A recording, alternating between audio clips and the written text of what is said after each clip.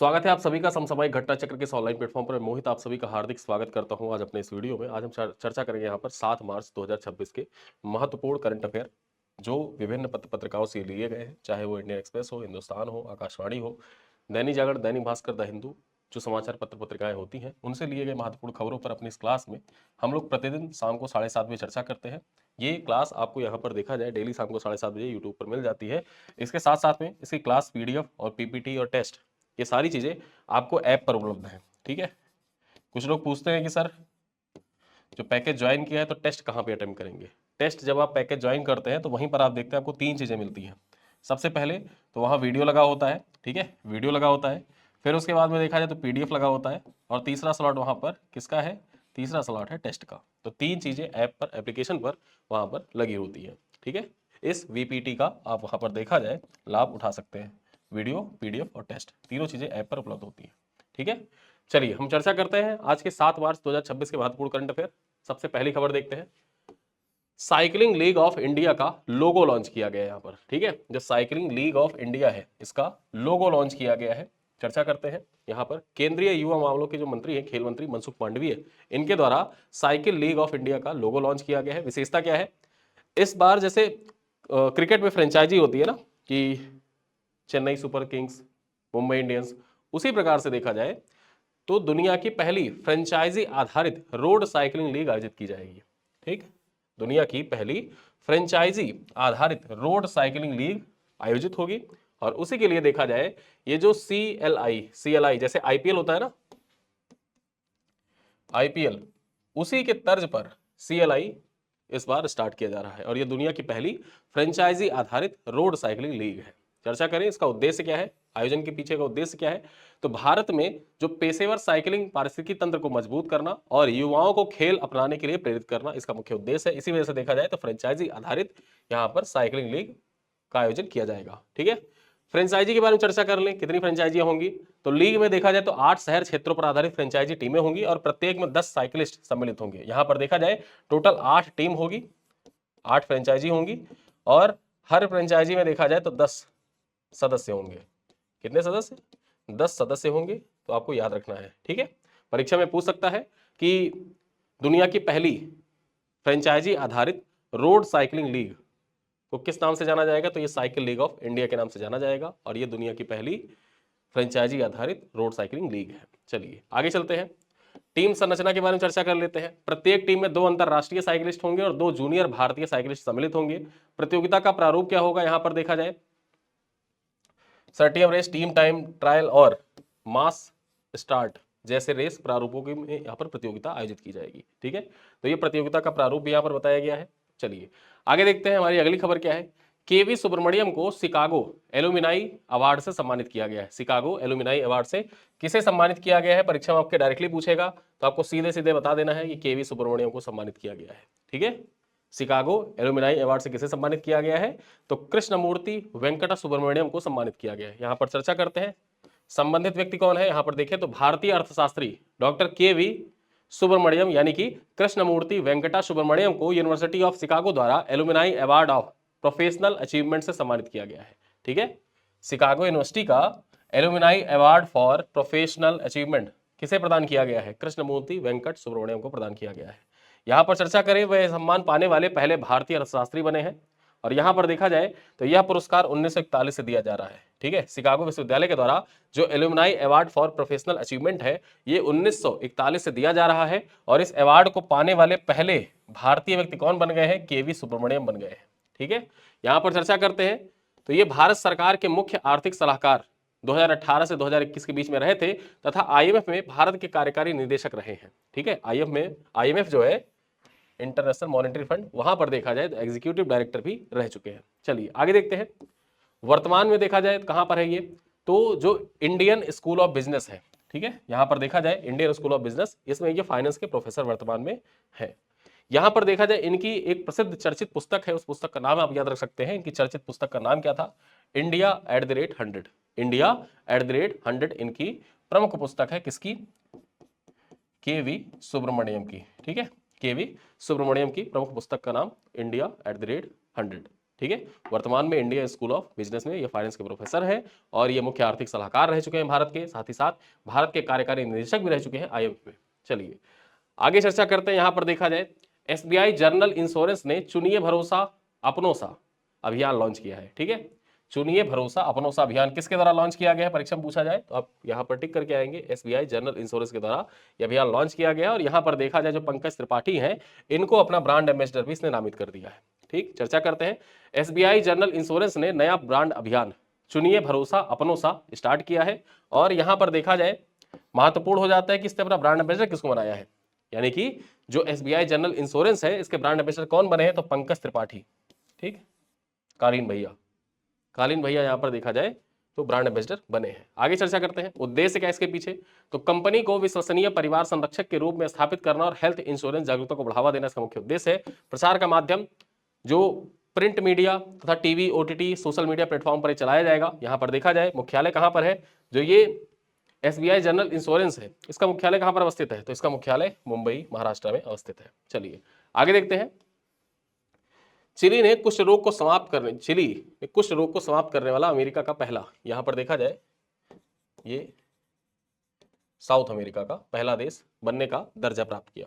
ठीक है, चिली ने कुष्ठ रोग को समाप्त करने वाला साउथ अमेरिका का पहला देश बनने का दर्जा प्राप्त किया है।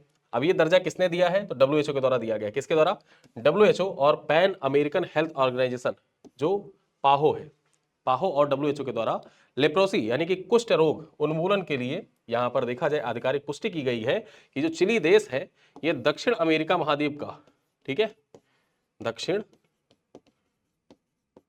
अमेरिका महाद्वीप का पहला देश बना है जिसने कुष्ठ रोग को समाप्त किया है। अब यहां पर एक पॉइंट आप याद रख सकते हैं, जो कुष्ठ रोग दिवस होता है, ठीक है, कुष्ठ रोग दिवस ये कब मनाया जाता है, तो ये मनाया जाता है 30 जनवरी को। कब, 30 जनवरी को मनाया जाता है। चलिए अब यहां पर देखा जाए तो चिली अमेरिका महाद्वीप का यानी कि दक्षिण अमेरिका महाद्वीप का पहला देश है और जॉर्डन के बाद विश्व का दूसरा देश बना है जिसने उपलब्धि हासिल की है।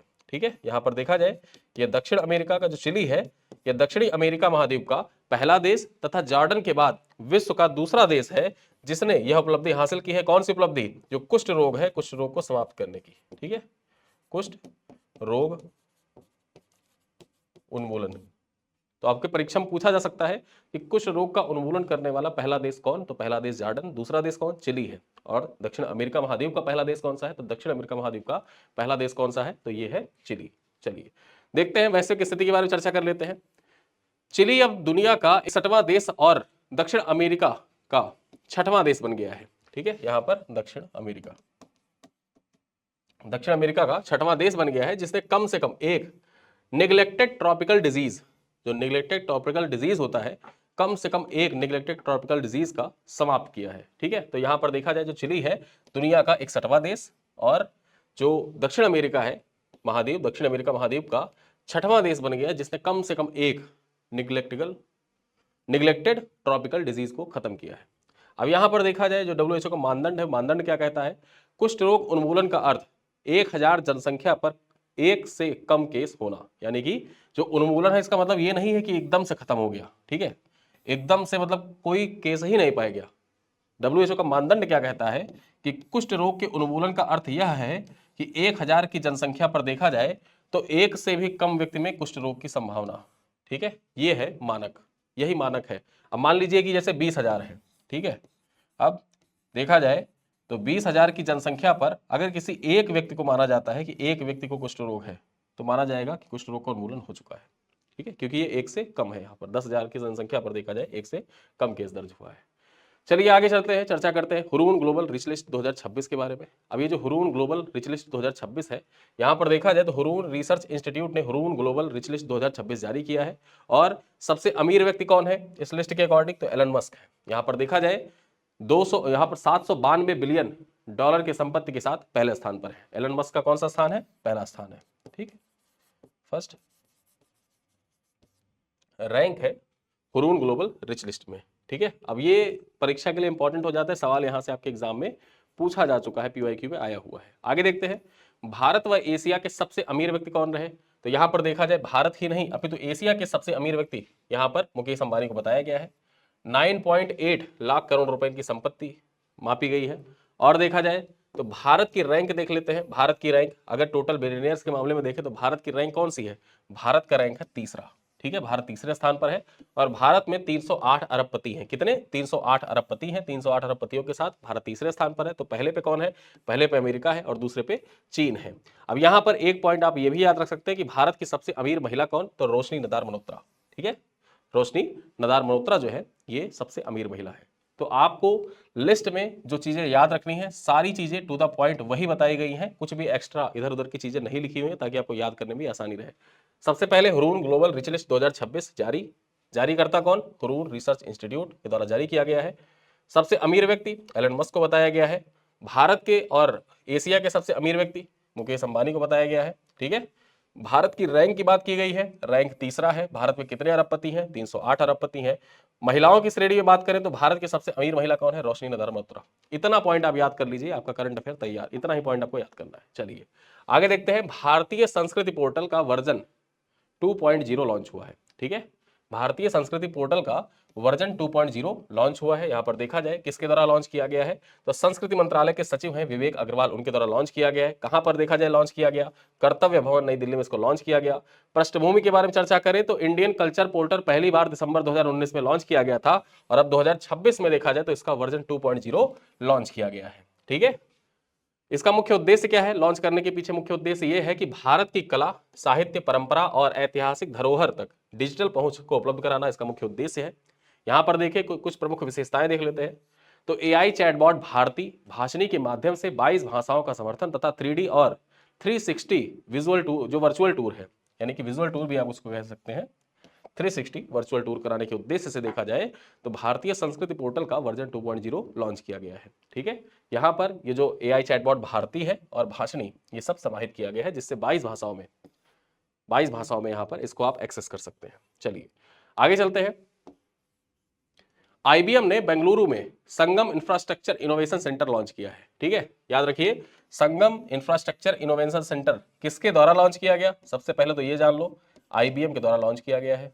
ठीक है, और कहां पर लॉन्च किया गया है तो ये जान लो, इसको कहां पर लॉन्च किया गया है?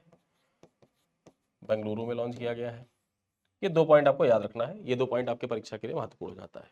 आईबीएम का पूर्ण रूप क्या है? तो आईबीएम का पूर्ण रूप इंटरनेशनल बिजनेस मशीन है। ये आपके परीक्षा में पूछा भी जा चुका है। इसने संगम इंफ्रास्ट्रक्चर इनोवेशन सेंटर स्थापित किया है, यानी कि आईबीएम के द्वारा संगम इंफ्रास्ट्रक्चर इनोवेशन सेंटर स्थापित किया गया है। कहां पर? आईएसडीएल कैंपस बेंगलुरु कर्नाटक में इसको स्थापित किया गया है। उद्देश्य क्या है इसके पीछे स्थापित करने के? तो जो आर्टिफिशियल इंटेलिजेंस है यानी कि एआई तथा हाइब्रिड क्लाउड और उन्नत इंफ्रास्ट्रक्चर इंजीनियरिंग के विकास को बढ़ावा देने के उद्देश्य से देखा जाए इसको स्थापित किया गया है। इसके महत्व के बारे में चर्चा करें तो सुरक्षित और स्केलेबल एंटरप्राइज एआई सिस्टम का विकास को तेज करने के उद्देश्य से इसको स्थापित किया गया है। ठीक है, तो आपको याद रखना है यहां पर कि आईबीएम के द्वारा जो संगम इंफ्रास्ट्रक्चर इनोवेशन सेंटर है ये कहां पर स्थापित किया गया है? बेंगलुरु में स्थापित किया गया है। चलिए आगे देखते हैं।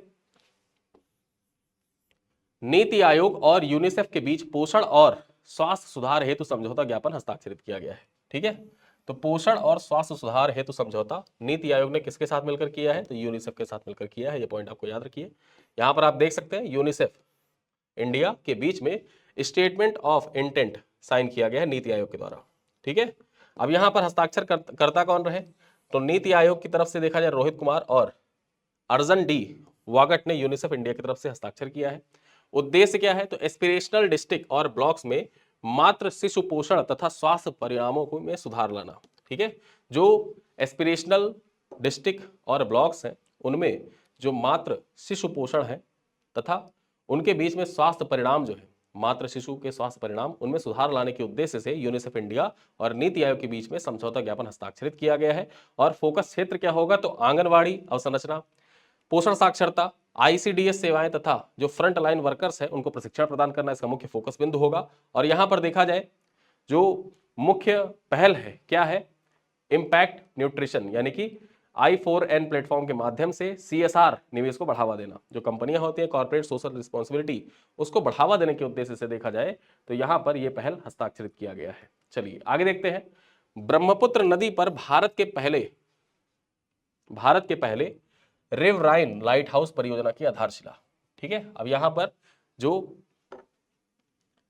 रिवराइन लाइट हाउस परियोजना है इसकी आधारशिला, भारत के पहले रिवराइन लाइट हाउस परियोजना की आधारशिला कहां पर रखी गई है? तो ब्रह्मपुत्र नदी पर रखी गई है, असम में। ठीक है, 5 मार्च 2026 को लचित घाट गुवाहाटी असम में ब्रह्मपुत्र नदी के किनारे देखा जाए तो भारत के पहले रिवराइन लाइट हाउस परियोजना की आधारशिला रखी गई है। और यह आधारशिला किसके द्वारा रखी गई?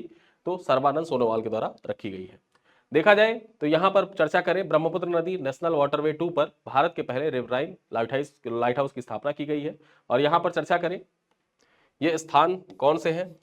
बोगीबिल डिब्रूगढ़ का, पांडु कामरूप मेट्रो, सिलघाट नवागांव का, और विश्वनाथ घाट जो विश्वनाथ का है। ये 4 जिले हैं, 4 जिलों में इनको स्थापित किया गया ब्रह्मपुत्र नदी पर। आगे देखते हैं इसकी विशेषता क्या है। विशेषता ये है कि प्रत्येक लाइट हाउस जो चारों जिलों में स्थापित किए गए हैं, प्रत्येक लाइट हाउस 20 मीटर ऊंचा है, सौर ऊर्जा संचालित होगा और नौवहन सुरक्षा को बढ़ावा देगा। लाइट हाउस आप जानते ही हैं, जैसे समुद्र में लाइट हाउस होता है तो जब कोई जहाज होता है दिग्भ्रमित होता है तो लाइट हाउस उसकी सहायता करता है। उसी प्रकार से देखा जाए तो यह नौवहन सुरक्षा को बढ़ावा देने के उद्देश्य से इनको स्थापित किया गया है। और ये भारत के पहले रिवराइन लाइट हाउस परियोजना है। ठीक है, भारत की पहली रिवराइन लाइट हाउस परियोजना है, जिसको किस नदी पर स्थापित किया जा रहा है? तो ब्रह्मपुत्र नदी पर स्थापित किया जा रहा है। ब्रह्मपुत्र नदी के अंतर्गत 4 जिलों में स्थापित किया गया है। वो 4 जिले कौन कौन से हैं? डिब्रूगढ़, कामरूप मेट्रो, और यहां पर देखा जाए नवागांव तथा विश्वनाथ। ये 4 जिले हैं असम के, यहां पर स्थापित किया गया है। चलिए आगे देखते हैं। कर्नाटक में 16 वर्ष से कम आयु के बच्चों के लिए सोशल मीडिया उपयोग पर रोक। यहां पर देखा जाए ये घोषणा की गई है प्रतिबंध लगाने की। यहां पर देखा जाए एक प्रस्ताव पास किया गया, अभी तक ये बैन हुआ नहीं है लेकिन इसका प्रस्ताव लाया गया है। ठीक है, प्रस्ताव पास किया गया बजट सत्र के दौरान। कर्नाटक सरकार ने 16 वर्ष से कम आयु के बच्चों के लिए सोशल मीडिया उपयोग पर प्रतिबंध लगाने की घोषणा, या घोषणा नहीं प्रस्ताव है। ठीक है, प्रस्ताव रखा है, ये प्रस्ताव रखा है। ठीक, यहां पर चर्चा करें, कर्नाटक ऐसा कदम उठाने वाला भारत का पहला राज्य बन गया है। इसी के साथ ये प्रस्ताव लाने वाला भी कर्नाटक, देखा जाए अभी तक किसी राज्य में ऐसा प्रस्ताव नहीं लाया गया है, लेकिन कर्नाटक ऐसा करने वाला प्रथम राज्य बन गया है। यहां पर देखा जाए इसके पीछे प्रस्ताव रखने के पीछे उद्देश्य क्या है? अभी देखा जाए प्रस्ताव पास नहीं हुआ है। ठीक है, ये पॉइंट याद रखिएगा, ये प्रस्ताव अभी पास नहीं हुआ है, लेकिन ये प्रस्ताव लाया है इस दृष्टिकोण से महत्वपूर्ण हो जाता है, क्योंकि आपने देखा होगा जब एआई इंपैक्ट समिट के दौरान जो फ्रांस के राष्ट्रपति इमैनुअल मैक्रो वो भारत आए हुए थे, तो उस टाइम पर देखा जाए जो फ्रांस में भी ये प्रस्ताव, जो फ्रांस की संसद थी, फ्रांस की संसद में भी प्रस्ताव पास कर दिया गया था, निचली सदन से पास कर दिया गया था कि 16 वर्ष से कम आयु के बच्चे जो है उनके सोशल मीडिया जो अकाउंट्स हैं उनको बैन कर दिया जाए। ठीक है, और आयु सत्यापन प्रणाली अपनाई जाए ताकि जो छोटे बच्चे होते हैं उनके सोशल मीडिया प्रतिबंधित कर दिया। जिससे होता क्या है कि बच्चों की जो साइबर बुलिंग है, डिजिटल लत है, मानसिक तनाव तथा जो अनुचित ऑनलाइन सामग्री है, उससे बच्चों को सुरक्षित रखा जा सके। इसी उद्देश्य से देखा जाए तो उस टाइम पे उन्होंने कहा था, और इसी कदम को उठाते हुए, इसी दिशा में कदम उठाते हुए कर्नाटक ने प्रस्ताव रखा है। अपनी जो संसद सत्र है, बजट सत्र के दौरान कर्नाटक राज्य सरकार ने एक प्रस्ताव रखा कि सोशल मीडिया पर प्रतिबंध लगा दिया जाए उन बच्चों के जो 16 वर्ष से कम आयु के हैं। ठीक है, ये प्रस्ताव रखा है। ये प्रस्ताव अभी हालांकि पास नहीं हुआ है, लेकिन अच्छा कदम है। ठीक है, यहां पर देखा जाए पहल का लक्ष्य क्या है? बच्चों के लिए सुरक्षित डिजिटल वातावरण बनाना, उन्हें स्वास्थ्य जीवन शैली और बेहतर शिक्षा की ओर प्रोत्साहित करने के उद्देश्य से देखा जाए इसको लाया गया है। आगे चर्चा करते हैं। नादुसरम कलाकार शेख महबूब सुबानी का निधन हो गया है। ठीक है, नादुसरम के कलाकार हैं शेख महबूब सुबानी, इनका निधन हो गया है। यहां पर चर्चा करते हैं, प्रसिद्ध नादुसरम कलाकार शेख महबूब सुबानी का 71 वर्ष की आयु में निधन हो गया है। उन्हें 2020 में पद्मश्री से सम्मानित किया गया था। वे कर्नाटक संगीत परंपरा के नादस्वरम वादन के लिए प्रसिद्ध थे और भारतीय शास्त्रीय संगीत के संरक्षण के प्रसार में महत्वपूर्ण योगदान दिया था। उनकी प्रस्तुतियां दक्षिण भारत के मंदिरों, उत्सवों और सांस्कृतिक कार्यक्रमों में विशेष रूप से लोकप्रिय रही हैं। ठीक है, तो यहां पर आपको याद रखना है कि जो शेख महबूब सुभानी है, इनका संबंध किससे है? तो इनका संबंध नादस्वरम से है। ठीक है, मंदिरों में जो नादस्वरम होता है, देखते होगे बड़ी सी जैसे पिपेरी टाइप की होती है, ऐसे होती है, क्या बोलते हैं उसको, मुझे एग्जैक्ट नहीं पता क्या बोला जाता है उसको।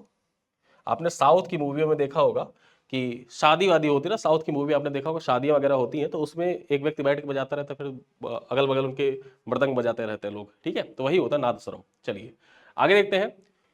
ऑक्सफोर्ड यूनिवर्सिटी ने 16वीं सदी के कांस्य प्रतिभा भारत को लौटाई है। ऑक्सफोर्ड यूनिवर्सिटी के द्वारा देखा जाए 16वीं सदी की कांस्य प्रतिभा थी, भारत को लौटाने का यहाँ पर जो प्रक्रिया है उसको संचालित किया है, और 4 मार्च 2026 को यह प्रक्रिया संचालित की गई। यहाँ पर देखा जाए ऑक्सफोर्ड यूनिवर्सिटी ने, जो ऑक्सफोर्ड यूनिवर्सिटी का म्यूजियम है, ठीक है, वहां पर देखा जाए ऐतिहासिक, भारत की ऐतिहासिक प्रतिमा भारत को लौटाई गई है। और ये प्रतिमा बेसिकली है किसकी? ठीक है, तो यहां पर देखा जाए ये संत थिरुमनकाई अलवर, संत थिरुमनकाई अलवर की 16वीं सदी की कांस्य प्रतिमा थी, इसको लौटाया गया। यहाँ पर चर्चा करें, यह प्रतिमा तमिलनाडु के थोडिकोम्बा स्थित श्री सौदाराज पेरुमल मंदिर में वापस दी जाएगी। देखा जाए तो यह उन 4 पवित्र मूर्तियों में से एक थी जो 1957 से लेकर 1967 के बीच मंदिर से चोरी हो गई थी। यानी कि यहाँ पर देखा जाए जो ये मंदिर था थोडिकोम्बा स्थित श्री सौंदराजा पेरुमल मंदिर, ठीक है, यहां से 4 मूर्तियां चोरी हुई थी 1957 से 1967 के बीच में। 10 सालों में 4 मूर्तियां चोरी हुई थी और उनमें से एक मूर्ति थी संत थिरुमनकाई अलवर की मूर्ति, जो 16वीं सदी की थी, और इसको अब ऑक्सफोर्ड यूनिवर्सिटी के द्वारा वापस किया जा रहा है, क्योंकि ऑक्सफोर्ड यूनिवर्सिटी के म्यूजियम में यह मूर्ति स्थापित थी। पहले जो चोरी की गई, फिर चोरी करने के बाद जो इंटरनेशनल मार्केट था वहां बेची गई, फिर वहां से किसी तरह पहुंचते पहुंचते किसी ने परचेज किया, फिर म्यूजियम में पहुंची, म्यूजियम में रखा गया इसको, और म्यूजियम से अब इसको वापस कर रहे हैं भारत को। चलिए आगे देखते हैं इसका महत्व क्या है। तो जांच में अवैध तस्करी का पता चलने के बाद संग्रहालय ने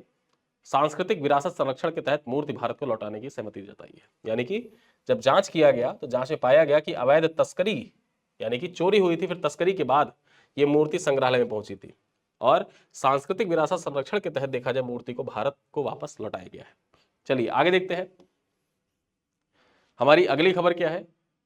गुरुचरण दास को लाइफ टाइम लिबर्टेरियन अवार्ड से सम्मानित किया गया है। ठीक है, यहां पर देखा जाए गुरुचरण दास को लाइफ टाइम लिबर्टेरियन अवार्ड से सम्मान। परीक्षा में आपके पूछ सकता है कि लाइफ टाइम लिबर्टेरियन अवार्ड किसको दिया गया है, तो गुरुचरण दास को दिया गया है। यहां पर देखा जाए भारतीय लेखक गुरुचरण दास को लाइफ टाइम लिबर्टेरियन अवार्ड से सम्मानित किया गया है। वे यह सम्मान प्राप्त करने वाले पहले भारतीय बन गए हैं। ठीक है, यानी कि लाइफ टाइम लिबर्टेरियन अवार्ड जो है ये पहली बार किसी भारतीय को दिया गया है। उनका नाम क्या है, तो गुरुचरण दास नाम है। इसी वजह से देखा जाए पॉइंट आपके एग्जाम के लिए इंपॉर्टेंट भी हो जाता है। यहाँ पर देखा जाए यह पुरस्कार व्यक्तिगत स्वतंत्रता, मुक्त बाजार और उदारवादी विचारधारा को बढ़ावा देने वाले व्यक्तियों को प्रदान किया जाता है। गुरुचरण दास प्रसिद्ध लेखक, विचारक और अर्थशास्त्र विषय के टिप्पणीकार भी हैं। ठीक है, यहाँ पर देखा जाए जो गुरुचरण दास है ये प्रसिद्ध लेखक, विचारक और अर्थशास्त्र विषय पर टिप्पणीकार भी है। ठीक है, यहाँ पर देखा जाए उनकी एक चर्चित किताब है, उस चर्चित किताब का नाम आप याद रखिएगा, मैंने लिख भी दिया है, इंडियन अनबाउंड। ठीक, इंडिया अनबाउंड इनकी प्रसिद्ध किताब है जो भारत में आर्थिक उदारीकरण पर आधारित है। ठीक, तो याद रखिएगा ये किताब। चलिए किसके द्वारा लिखी गई है, गुरुचरण दास के द्वारा किताब लिखी गई है। तो ये थे आज के कुछ महत्वपूर्ण करंट अफेयर। चलते चलते कुछ प्रश्न उनका उत्तर आप कमेंट बॉक्स में दीजिएगा। पहला सवाल क्या है, शिकागो एलुमनाई अवार्ड 2026 के संदर्भ में निम्नलिखित कथनों पर विचार करें। पहला कथन क्या कह रहा है, पहला कथन कह रहा है कि यह पुरस्कार यूनिवर्सिटी ऑफ शिकागो के द्वारा दिया जाता है। दूसरा पुरस्कार यहां पर देखा जाए, दूसरा कथन क्या कह रहा है, डॉक्टर केवी सुब्रमण्यम इस पुरस्कार को प्राप्त करने वाले पहले भारतीय अर्थशास्त्री बने हैं। ठीक है, तीसरा कथन यहां पर कह रहा है कि यह पुरस्कार केवल भारत के मुख्य आर्थिक सलाहकार रह चुके व्यक्तियों को दिया जाता है। ठीक है, अब आपको बताना है कि उपरोक्त में से कौन सा कथन सही है। केवल 1 और 2 सही है, केवल 2 और 3 सही है, केवल 1 और 3 सही है, या 1, 2, 3 तीनों सही है। ठीक, तो आपको बताना है कि शिकागो एलुमनाई अवार्ड 2026 के बारे में। महत्वपूर्ण है, आपके परीक्षा के दृष्टिकोण से इंपॉर्टेंट भी है। 3 कथन दिए हैं, तीनों कथन में कौन सा कथन सही है ये आपको चुन के कमेंट बॉक्स में उत्तर देना है। दूसरे सवाल पर चर्चा करें तो हुरून ग्लोबल रिच लिस्ट 2026 के संदर्भ में निम्नलिखित कथनों पर विचार करें कि कौन सा कथन सही है। पहला कथन क्या कह रहा है कि भारत 308 अरबपतियों के साथ विश्व में तीसरे स्थान पर है। दूसरा कथन कह रहा है कि एलन मस्क विश्व के सबसे अमीर व्यक्ति घोषित हुए हैं। तीसरा कथन कह रहा है कि रोशनी नदार मल्होत्रा एशिया की सबसे अमीर महिला घोषित की गई है। अब यहां पर आपको बताना है कि नीचे दी गई कूट पर चयन करना है, केवल 1 और 2, केवल 2 और 3, 1 और 3, 1, 2 और 3। ठीक है, तो ये है क्वेश्चन नंबर 2। क्वेश्चन नंबर 3 देखते हैं क्या है, भारतीय संस्कृति पोर्टल वर्जन 2.0 के संदर्भ में निम्नलिखित कथनों में से कौन सा कथन सही है। यह पोर्टल सूचना और प्रसारण मंत्रालय के द्वारा लॉन्च किया गया है। दूसरा है यह केवल 12 भारतीय भाषाओं का समर्थन करता है। तीसरा है इसमें भारती नामक AI चैटबॉक्स और 360 वर्चुअल टूर की सुविधा उपलब्ध है। और डी ऑप्शन कह रहा है यह केवल भारतीय नागरिकों तक सीमित है। ठीक है, अब यहां पर आपको बताना है इसमें से कौन सा कथन सही है। जो वर्जन 2.0 है, भारतीय संस्कृति पोर्टल वर्जन 2.0, इसके संदर्भ में कौन सा कथन सही है ये आपको बताना है। ठीक है, चौथा सवाल क्या कह रहा है, संगम इंफ्रास्ट्रक्चर इनोवेशन सेंटर के संबंध में निम्नलिखित कथनों पर विचार करें। पहला कथन है कि इसकी स्थापना IBM के द्वारा की गई है। दूसरा कथन कह रहा है कि यह केंद्र विशेष रूप से AI और हाइब्रिड क्लाउड पर केंद्रित है। और तीसरा कथन क्या कह रहा है कि इसका मुख्यालय हैदराबाद में स्थित है। ठीक है, सही कूट का चयन करें, केवल 1 और 2 सही है, केवल 2 और 3 सही है, केवल 1 और 3 सही है, या 1, 2, 3 सही है। ठीक है, तो ये सवाल है चौथा। पांचवा सवाल देखते हैं, निम्नलिखित में से कौन सा युग्म सही सुमेलित है। कौन सा युग्म सही सुमेलित है। शेख महबूब शुबानी शास्त्रीय नृत्य कलाकार है। गुरुचरण दास लाइफ टाइम लिबर्टेरियन अवार्ड प्राप्त करता है। संत थिरुमनकाई अलवर 18वीं सदी की मूर्ति है, इनकी मूर्ति 18वीं सदी की है। और आकिब नबी ये कौन है? ये हुरून रिच लिस्ट के विजेता हैं, यानी कि टॉप करने वाले हो आकिब नबी। तो आपको बताना है कौन सा युग्म सही सुमेलित है, कौन सा इनमें से चारों देखा जाए, 4 ऑप्शन है, चारों में से कौन सा सही सुमेलित है, ये आपको कमेंट करके बताना है। ठीक, तो इसी के साथ आज की क्लास हमारी होती है समाप्त। आज के जो महत्वपूर्ण करंट अफेयर रहे उनको हमने किया कंप्लीट। आज की क्लास होती है समाप्त। मिलते हैं अगली क्लास में, तब तक के लिए बहुत बहुत धन्यवाद। इस क्लास की क्लास वीडियो पीपीटी आपको व्हाट्सएप ग्रुप में शेयर कर दी जाएगी और टेस्ट आप ऐप पर जाके लगा सकते हैं। साथ ही साथ में वहाँ पर आपको जो क्लास पीपीटी पीडीएफ होती है वो भी आपको वहाँ पर मिल जाती है। ठीक है, तो इन्हीं सब बातों के साथ क्लास को करते हैं समाप्त। मिलते हैं अगली क्लास में, तब तक के लिए धन्यवाद।